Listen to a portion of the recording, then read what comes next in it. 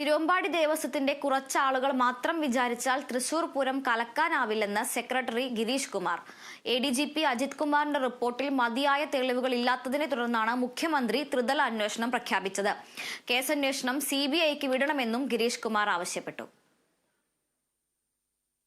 ഇതൊരു ADGPയുടെ വേർഷനിലുള്ള അദ്ദേഹം ഇവിടെ ഉണ്ടായിരുന്നു.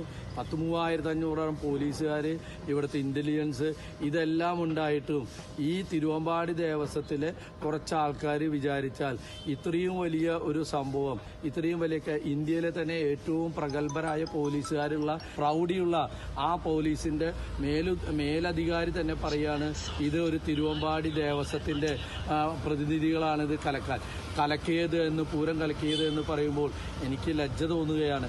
ഇപ്പൊ ത്രിതലത്തിൽ 2 വിഭാഗം നമ്മളെ അന്വേഷണം ഹിയറിംഗ് നടത്തി കഴിഞ്ഞു. ഈ മൂന്നാമത് ആരാണോന്ന് അറിയില്ല. അതിന്റെ റിപ്പോർട്ട് വരട്ടെ.